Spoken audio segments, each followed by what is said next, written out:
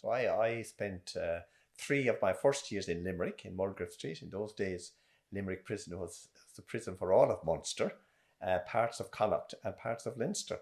Hard to believe nowadays with the numbers, but so Limerick was also the prison for Cork in those days.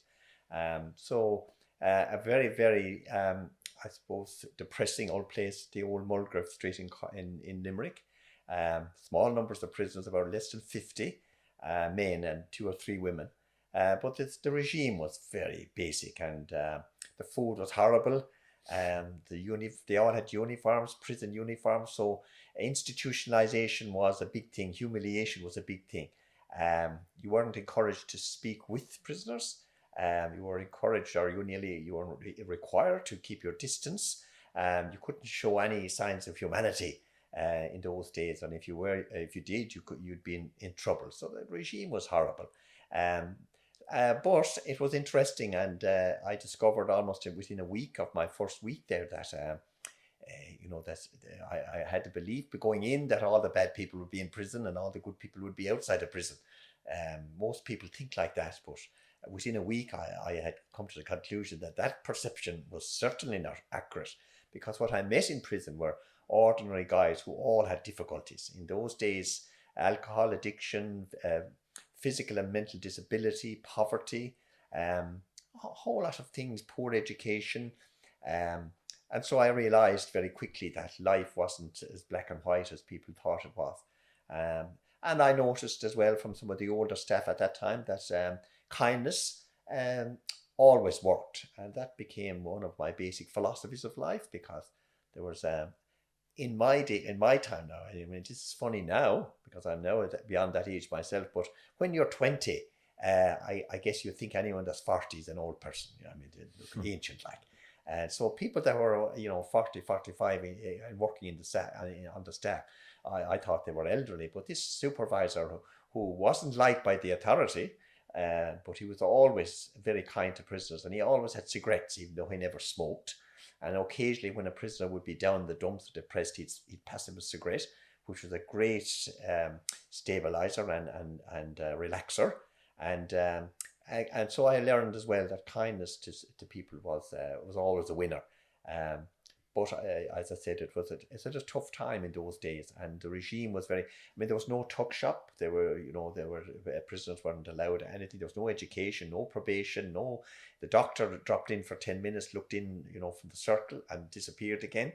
The only time I saw a psychiatrist was when he came in to certify someone who was to be insane.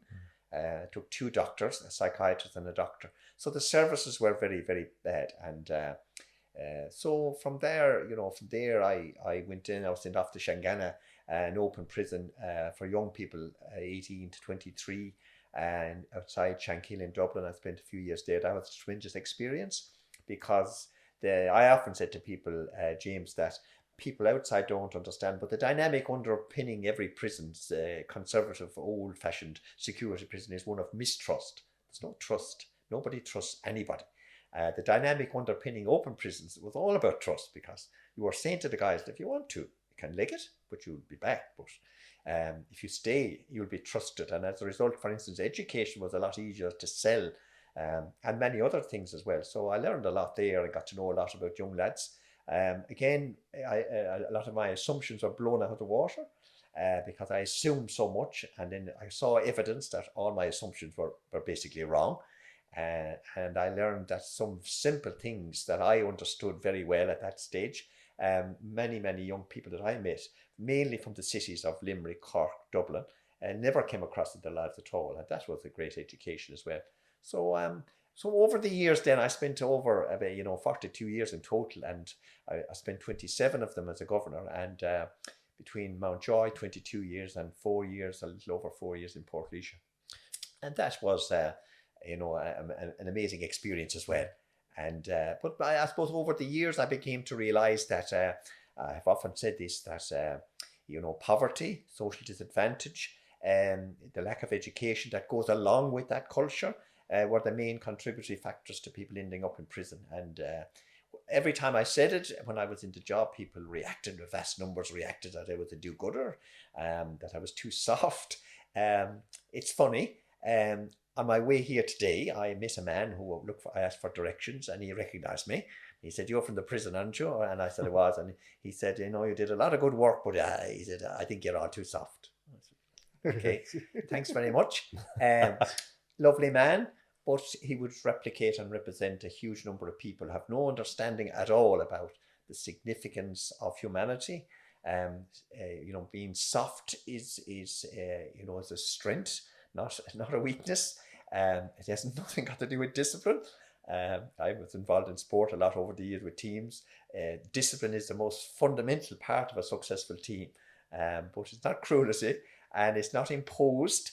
The greatest discipline is self-discipline, to be built upon and to be nurtured within the person, so that the individual has the discipline rather than imposing discipline. So I learned a lot of stuff from just observing and from listening. I suppose I could say this, that listening to people who ended up in prison, because for me they were people, ordinary people. And when I go to secondary schools now, James, what I say to, and most young, especially boys' schools, but most young boys are almost astonished when I say to them, I met thousands and thousands and thousands of decent people in prison. And they're all looking at me as this crazy guy. What would they be in prison for if they were decent people? But I believe that, and I know that's to be a fact. I mean, thousands of decent people who are ordinary young lads, except they made one bad judgment.